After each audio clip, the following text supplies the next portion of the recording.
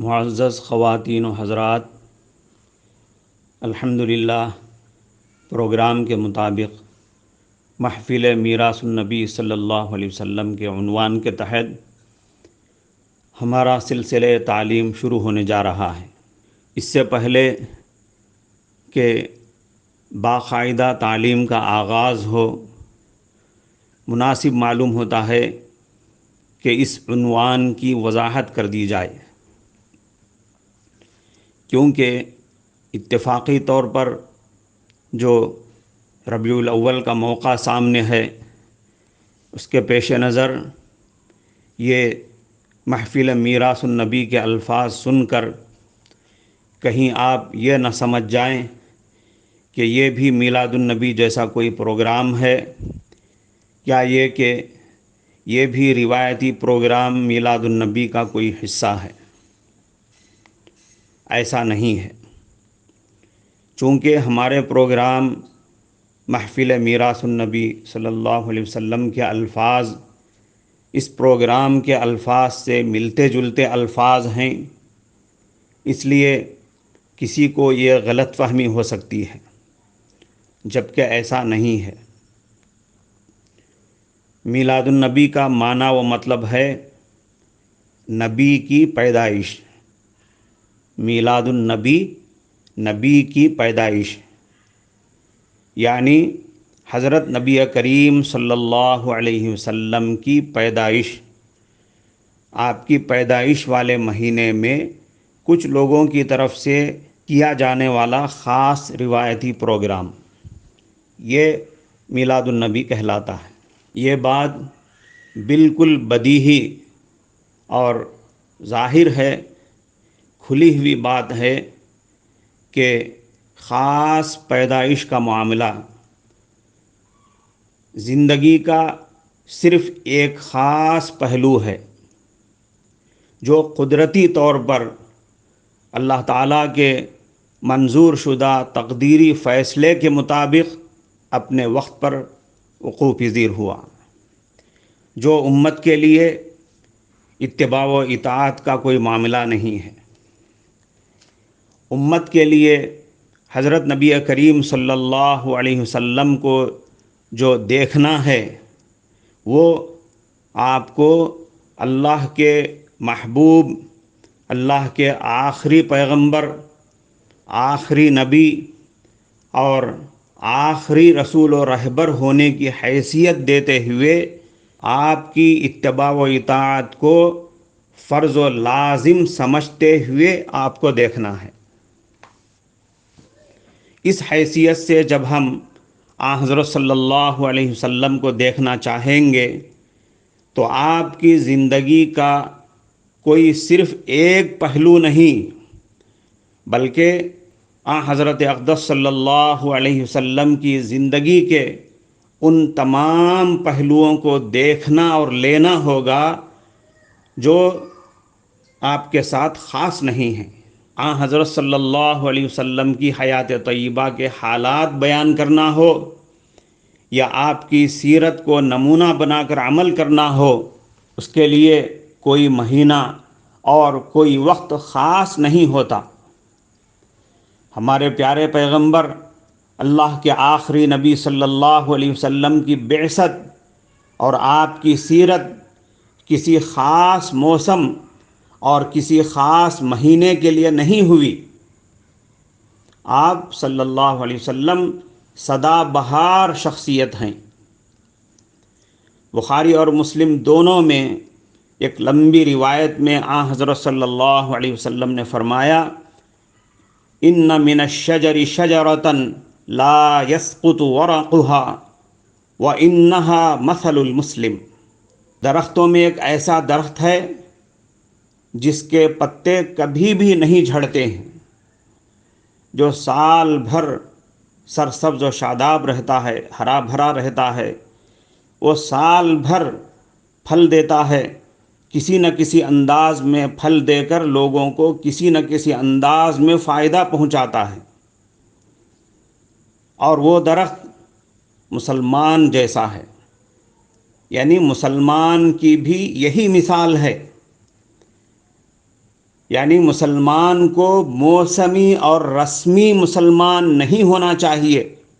حضرت نبی کریم صلی اللہ علیہ وسلم کے دین کو، دینی اعمال کو، حضرت صلی اللہ علیہ وسلم کی سیرت بیانی کو اور حضرت صلی اللہ علیہ وسلم کی سیرت پر عمل آوری کو کسی موسم اور کسی موقع کے ساتھ خاص نہیں کرنا چاہیے۔ میلاد النبی کے لغوی اور روایتی الفاظ میں حیات طیبہ کا صرف ایک خاص پہلو آتا ہے، اور میراث النبی کے الفاظ میں حضرت صلی اللہ علیہ وسلم کی حیات طیبہ کے وہ تمام پہلو آ جاتے ہیں جن کے لیے حضرت صلی اللہ علیہ وسلم کو نبی بنا کر مبعوث کیا گیا۔ آپ حضرات طبرانی کی ایک روایت سنیں گے تو بات پوری طرح سمجھ میں آ جائے گی۔ حضرت ابو ہریرہ رضی اللہ عنہ ایک مرتبہ مدینہ کے بازار سے گزر رہے تھے۔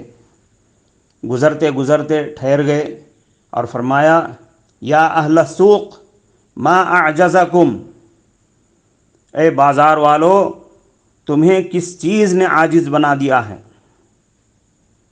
لوگوں نے پوچھا، وما ذاک یا ابا ہریرہ، ابو ہریرہ تم کیا کہنا چاہتے ہو، کیا بات ہے، پوری طرح کھول کر سمجھاؤ۔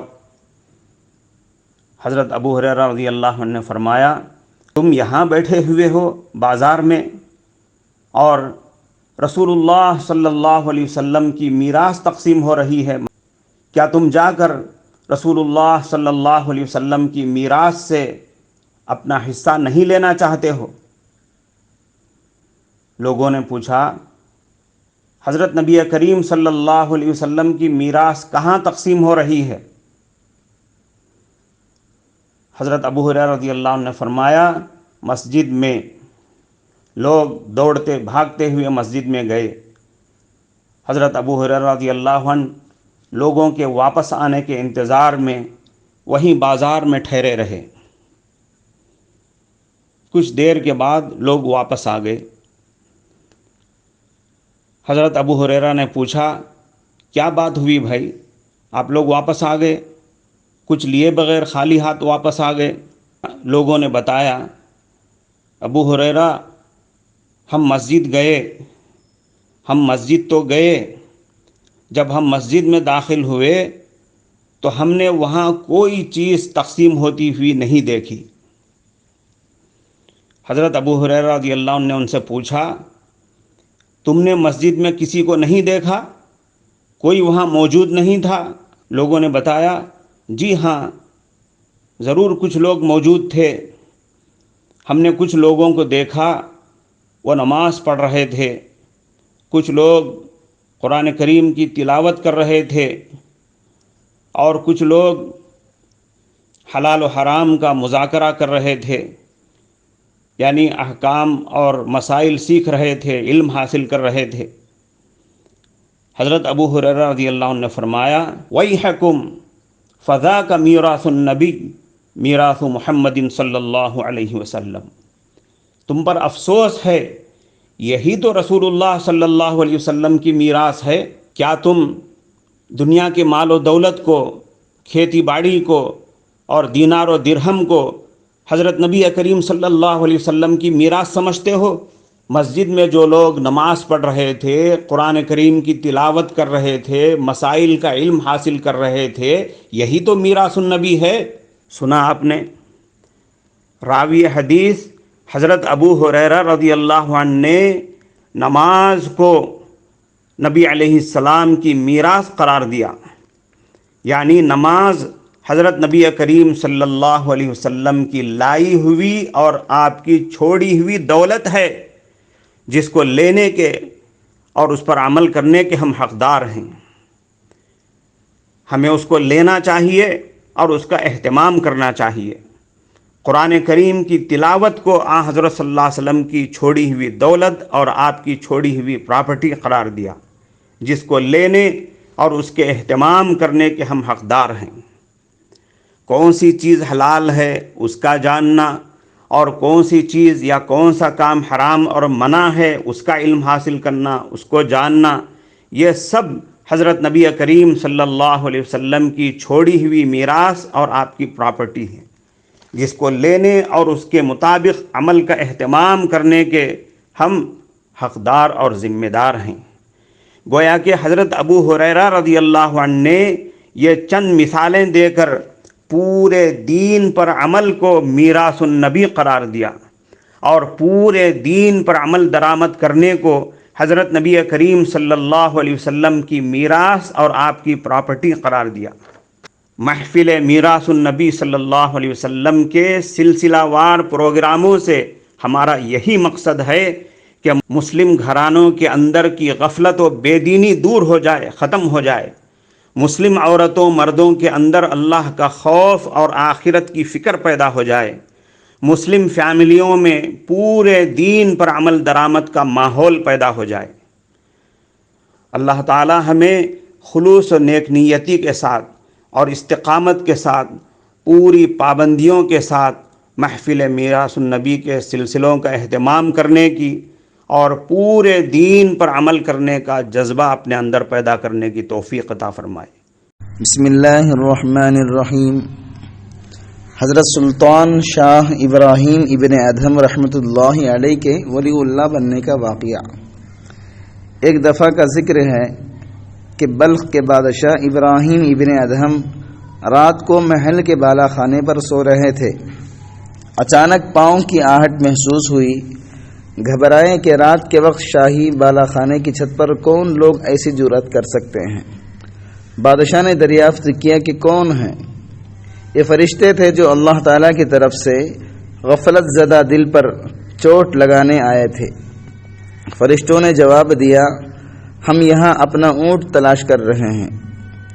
بادشاہ نے کہا کہ حیرت ہے کہ شاہی بالا خانے پر اونٹ تلاش کیا جا رہا ہے۔ ان حضرات نے جواب دیا، ہمیں اس سے زیادہ حیرت آپ پر ہے کہ اس ناز پروری اور عائش کی زندگی میں اللہ تعالیٰ کو تلاش کیا جا رہا ہے۔ چنانچہ یہ کہہ کر وہ فرشتے تو غائب ہو گئے، لیکن بادشاہ کے دل پر ایسی چوٹ لگ گئی کہ ملک و سلطنت سے دل سرد ہو گیا، یعنی ملک اور سلطنت کی محبت دل سے ختم ہو گئی، اور دل میں اللہ تعالیٰ کی محبت کی دولت پیدا ہو گئی۔ الغرض، عشق حقیقی نے حضرت ابراہیم ابن ادہم رحمۃ اللہ علیہ کو ترک سلطنت پر مجبور کر دیا، یعنی سلطنت کو چھوڑنے پر مجبور کر دیا۔ واقعی حقیقت بھی یہی ہے کہ عشق الہی کائنات کی تمام لذتوں سے دل کو بیزار کر دیتا ہے۔ آخر کار آدھی رات کو بادشاہ اٹھا، کمبل اوڑھا اور اپنی سلطنت سے نکل پڑا۔ سلطنت بلخ ترک کر کے چھوڑ کر کے حضرت ابراہیم ابن ادہم رحمۃ اللہ علیہ نیشاپور کے صحرا میں اللہ تعالیٰ کی یاد اور نعرہ عاشقانہ بلند کرنے میں مشغول ہو گئے۔ 10 برس تک صحرائے نیشاپور میں دیوانہ وار عبادت میں مصروف رہے، کیونکہ تمام خواہشات نفسانیہ اور ظاہری آرائشوں سے اللہ تعالیٰ نے دل پاک کر دیا تھا۔ کہاں تاج و تخت شاہی اور کہاں اب دریا کے کنارے بیٹھے ہوئے گدڑی سی رہے ہیں۔ ایک دن سلطنت بلخ کا وزیر اس طرف سے گزرا۔ بادشاہ کو اس حال میں دیکھ کر اس وزیر روحانی مریض نے انہیں حقارت کی نظر سے دیکھا اور دل میں سوچنے لگا، یہ کیا حماقت ہے۔ حضرت سلطان ابراہیم ابن ادہم رحمۃ اللہ علیہ کو بذریعہ کشف علم ہوا کہ یہ آدمی میری اللہ تعالیٰ کی محبت میں اختیار کی جانے والی فقیری پر حیران ہے۔ اس وقت اللہ تعالیٰ نے اپنے نیک بندے کی کرامت اور باطنی سلطنت کی شوکت کا اظہار فرمایا تاکہ وزیر کو اپنے برے گمان پر ندامت اور شرمندگی ہو اور معلوم ہو جائے کہ اللہ تعالیٰ سے تعلق کے بعد کیا نعمت حاصل ہوتی ہے۔ چنانچہ حضرت ابراہیم ابن ادہم رحمۃ اللہ علیہ نے فوراً اپنی سوئی دریا میں پھینک دی اور بآواز بلند دعا فرمائی، اے اللہ میری سوئی عطا فرما دیجیے۔ دریا کی سطح پر فوراً ہزاروں مچھلیاں نمودار ہو گئیں جن کے لبوں پر ایک سونے کی سوئی تھی۔ ان مچھلیوں نے دریا سے اپنے سروں کو نکال کر عرض کیا، اے شیخ، اللہ تعالیٰ کی طرف سے آپ یہ سوئیاں قبول فرما لیجئے۔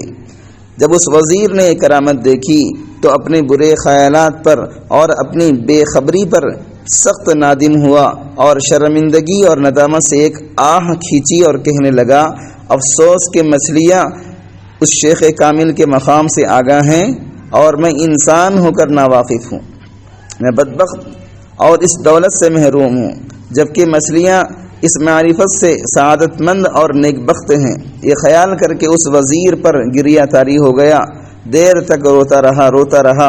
اس گریہ ندامت اور شیخ کامل کی تھوڑی سی دیر کی صحبت کی برکت سے اس وزیر کی کایا پلٹ گئی اور اللہ تعالیٰ کی محبت دل میں پیدا ہو گئی۔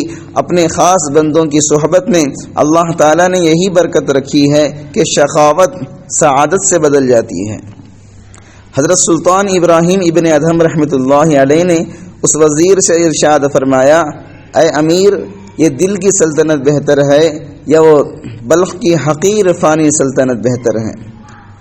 شاہ بلخ کی صحبت سے جب اس وزیر کو باطنی سلطنت حاصل ہو گئی تو اسی لمحہ وزارات سے دستبردار ہو گیا اور سلطان کے ساتھ صحرا نشینی اختیار کر لی۔ اس واقعے سے ہمیں یہ سبق ملتا ہے، جب تک بندہ اپنی نفسانی خواہشات اور گناہوں کی لذتوں کو نہیں چھوڑتا، اس وقت تک وہ بندہ باطنی سلطنت اللہ تعالیٰ کی محبت کی دولت سے محروم رہتا ہے۔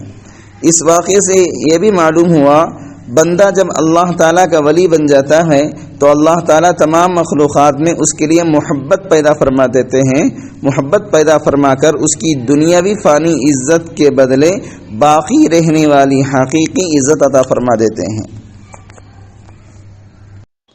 دعا فرمائیں کہ اللہ تبارک و تعالی ہمیں ایسے واقعات سے نصیحت لینے اور اس کے مطابق پاکیزہ ایمانی زندگی گزارنے کی توفیق عطا فرمائے۔ صلی اللہ تعالی وسلم علی خیر خلقہ محمد وآلہ واصحابہ اجمعین برحمتک یا ارحم الراحمین والحمد للہ رب العالمین۔